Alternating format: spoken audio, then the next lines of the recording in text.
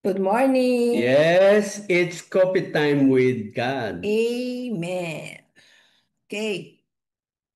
For our reflection today, no one knows the day and hour. Taken from Matthew 24, verses 42 to 51. Let us pray. Come, Holy Spirit, I need you.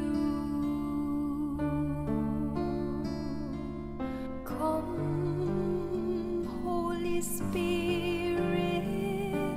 I pray.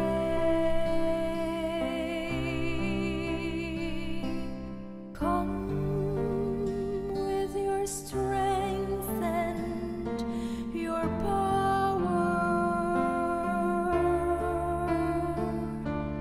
Come in your own special way.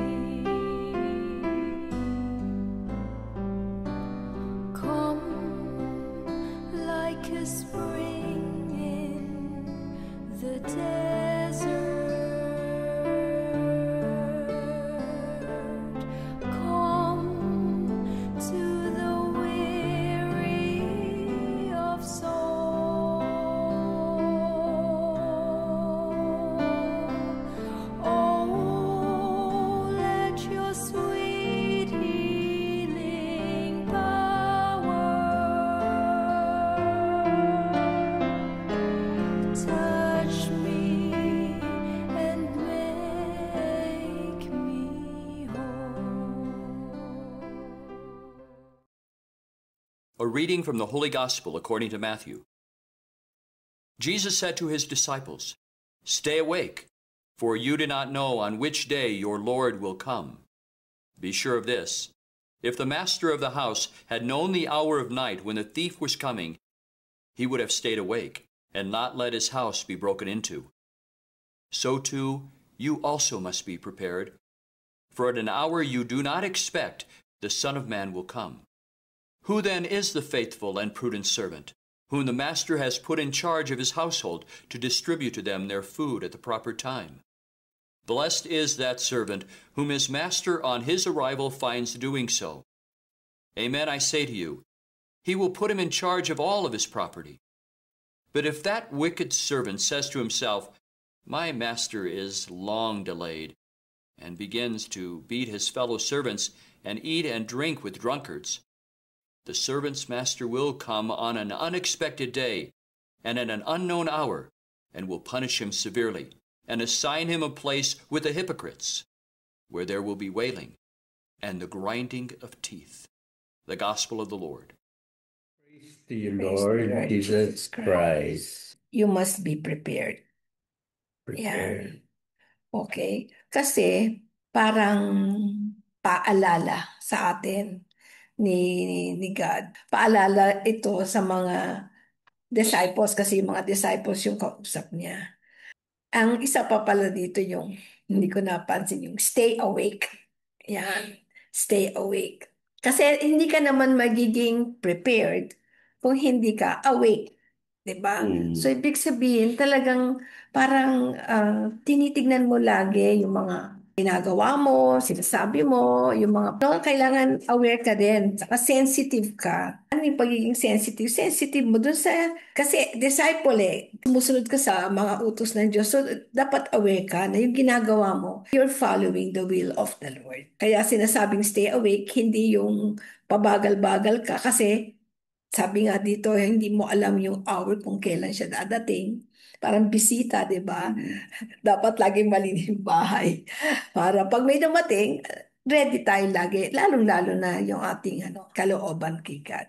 Amen. Okay, so ang sinasabi mo, be prepared Yeah. and parang handa lagi. This is the time, yung pagdating ng ating Panginoon. So, pinag-uusapan siguro dito yung ang ating, Kiluha ka na. oo, yung Yes. katapusan ng buhay natin, Mm. the second coming ni Jesus. So, dapat handa tayo so that we will be with Him at the end of time. So, ako naman, siguro kadugtong din nun. So that when we say that we are prepared, you have to be the faithful and prudent servant until the end. Wala tayong katakot-takot na at the end of time sa judgment day, we will be assured na kasama natin ang ating Panginoon. Pag sinabi kasing prepared, ibig sabihin, ready ka. So, paano ka magiging ready kay God? Dapat faithful. Faithful ka at saka yung prudent ka. Kasi kung hindi, hindi mo alam yung gagawin mo. No? Nga pa ka hanggang sa dumating si God, hindi mo alam. Mm-mm. So, yung message naman dito, no? Talagang maganda pa rin. Paalala pa rin sa atin na hindi natin alam. No, let's face it, no? Lalo na kung senior na tayo, no? Andyan na, no? Malapit na, 'di ba? Sinasabi natin, yung iba nga bata pa kinukuha na. So, the more na dapat maging prepared ka, 'di ba? Kasi iba na rin yung panahon ngayon.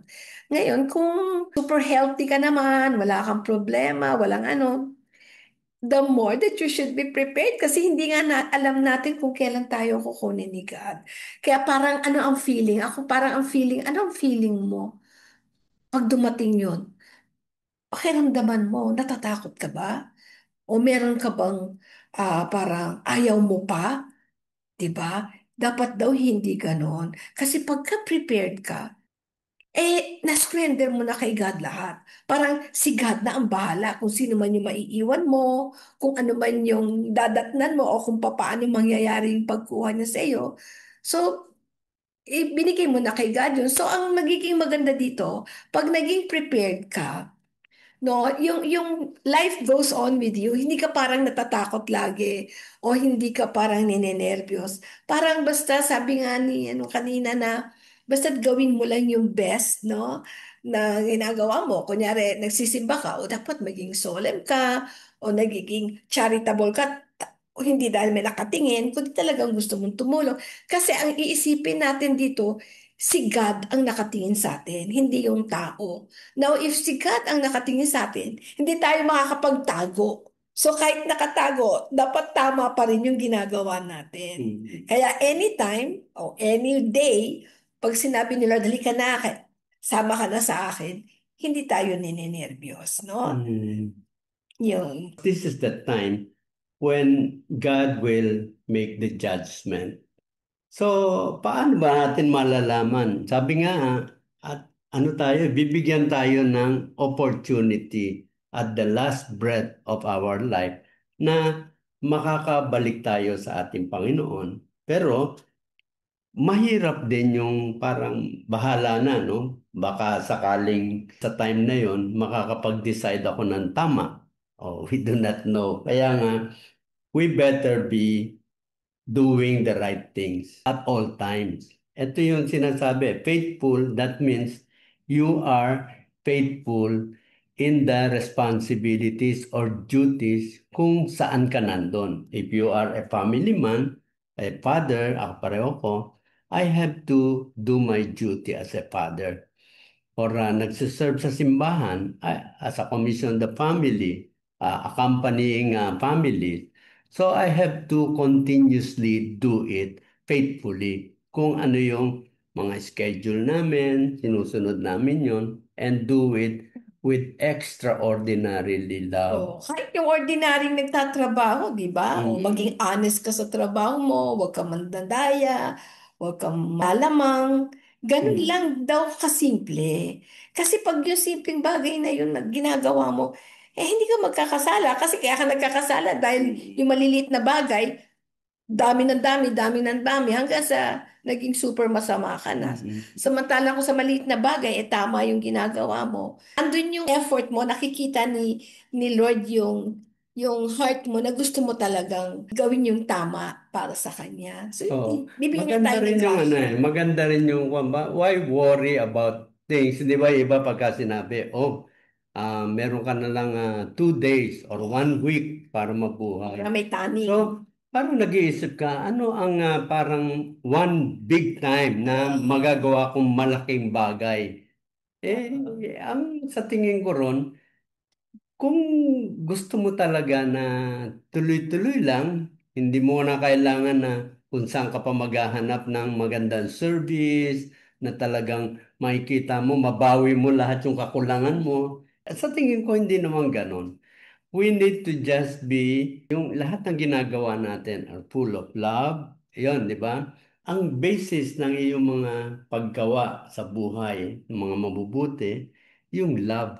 Because where there is love, God is there. Oh, pagka nandun siya, tahimik tayo at payapa tayo. That we will just wait. Kung dumating siya ngayon, okay na rin. No? Anong time man siya dumating, we are always ready. Nakakatakot kasi pagka sinabing gano'n, binigyan ka na ng taning. That is the time na at saka ka pa lang ngayon magkukumahog kung paano mo babawiin lahat ng kasalanan mo. Sabi nga God will always forgive you and God will always see your faithfulness na ginagawa all throughout. Maging ano lang tayo, faithful until the end. Yeah. Kasi yung grasya naman ni Lord, hindi niya tayo pababayaan. Kasi alam mo itong gospel na ito, nakatuon na naman to sa disciples. When we say disciples, we are the workers in the vineyard of God. Yeah. So, tayo, marami tayong responsibility. Kaya nga, lagi tayong meron choices. So, yung choices natin will lead us to be at peace. Anytime na dumating si Jesus, we are prepared and ready. Okay, so see you again here in Coffee Time with God.